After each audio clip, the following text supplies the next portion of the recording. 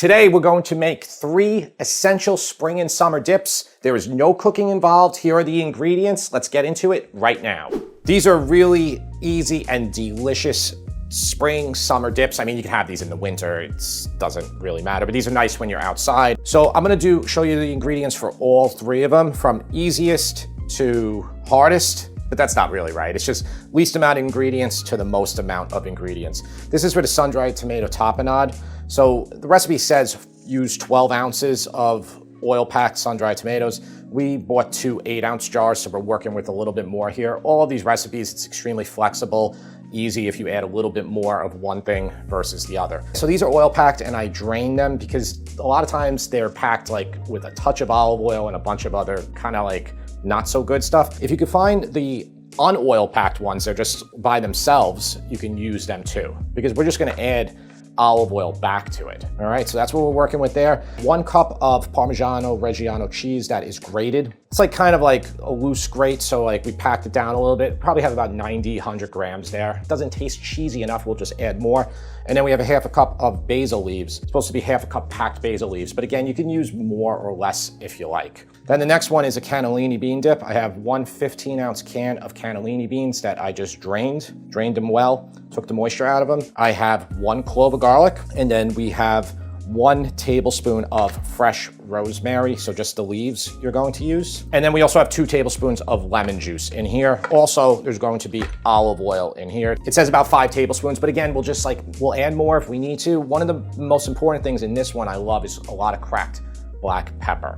It makes it really nice and you could swirl more olive oil on top. The final one is artichoke pesto. Now this one is great as a dip, but it's awesome on pasta too. So it really could do double or triple duty. It's great on sandwiches as like a thick artichoke spread. Recipe says 24 ounces of marinated artichokes drained. We had 2 14-ounce jars. So again, we're working with a little bit more. I don't want you to get nervous at all about having to have the exact amount that the recipes say. It's very flexible. We have 1 cup of walnuts, 2 garlic cloves, 1 cup of fresh parsley. You can leave a lot of the thinner stems or even some of the thicker ones. Some of this parsley had super thick stems, so I just removed it. But all this, and it's 1 cup packed, which is about what that is. The juice of 2 lemons and the zest of 2 lemons. So a lot of lemon juice and zest. The exact amount will probably be about 6 tablespoons of lemon juice and probably about 1.5 tablespoons of zest. That's typically what you will get from these normal size looking lemons. 1/2 teaspoon of crushed red pepper flakes. And I think that's it. Another cup of the Parmigiano Reggiano cheese. So again, we'll add more cheese if we need. I got a nice block of 24-month Parmigiano Reggiano right here. These are super simple, and I like to serve them with this. So this is a baguette. Slice it very thin, we'll oil it, we'll toast them, but you can use pita chips, you could use anything you like. All right, so let's make all 3 of them right now.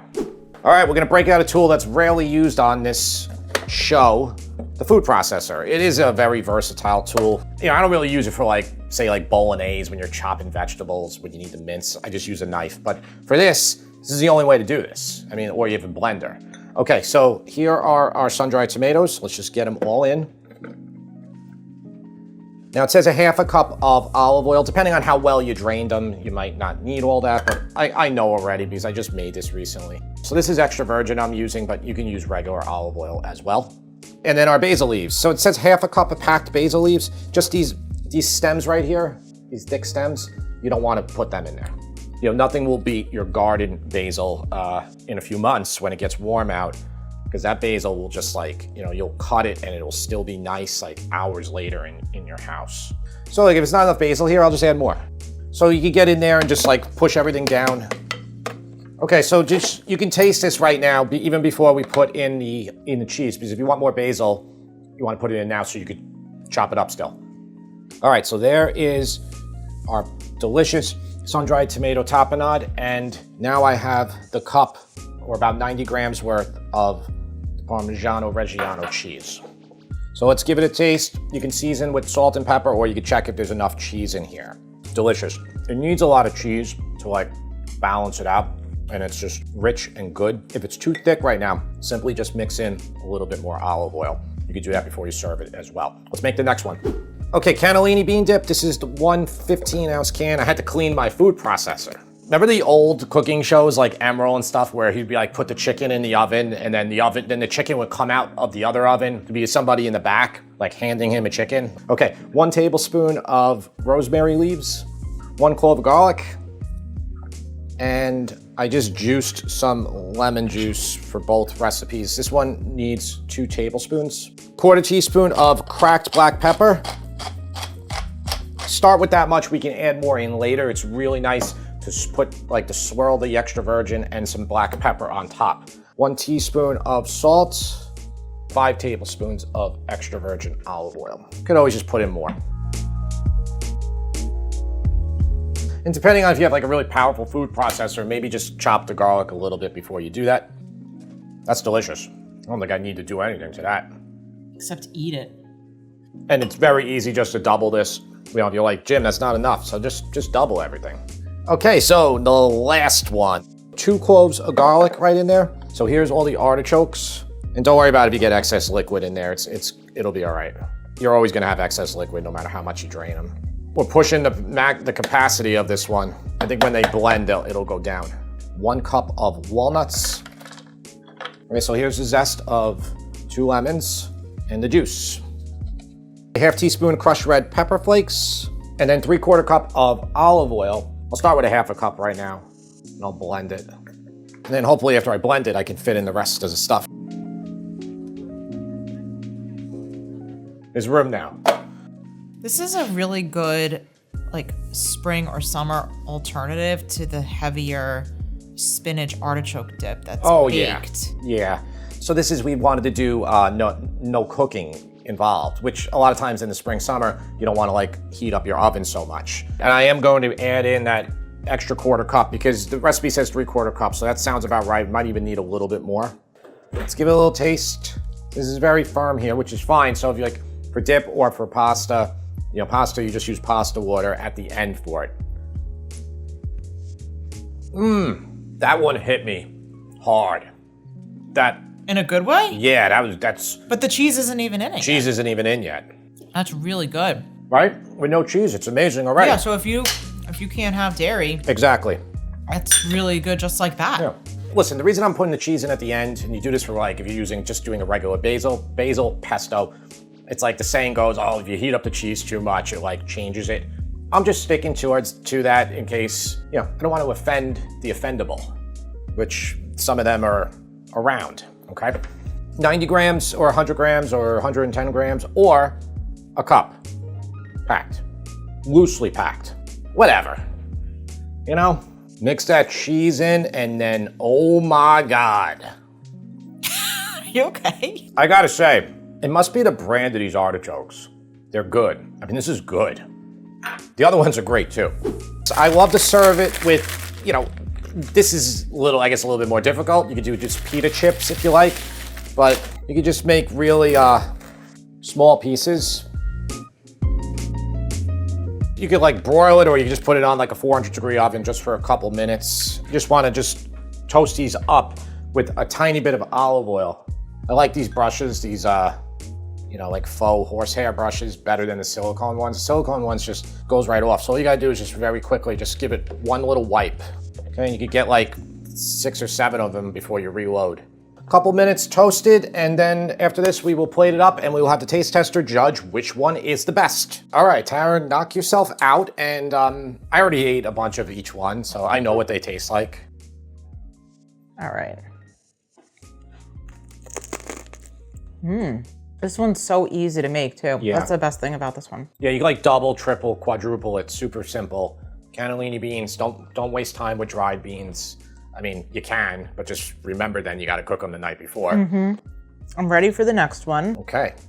So this is the artichoke. Artichoke pesto, which can be on pasta too. It's delicious on pasta. It smells really good. Yeah. I can really smell the lemon.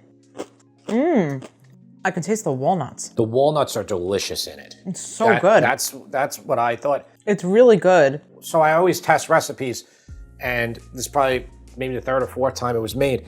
I always have standard brands I use for these things, and probably this was not a standard brand. Tara purchased these artichoke, marinated artichoke hearts from Whole Foods in a brand we never heard of. Yeah. I think they're better quality. Now, on the flip side, the sun-dried tomato is actually, it's reverse. And I think you'll notice that. Okay. Well, the sun-dried tomatoes these are also from Whole Foods, but it's $3.65. I'm telling you, everything with 365 has been bad lately. Like, big time. I can already tell the texture from this is Yep. different, and I think it's from the sun-dried tomatoes because the last time you used it, we used Cento tomatoes. Or Cosmos. Cento or Cosmos. Yeah, and it's a little too crumbly right now. Yep.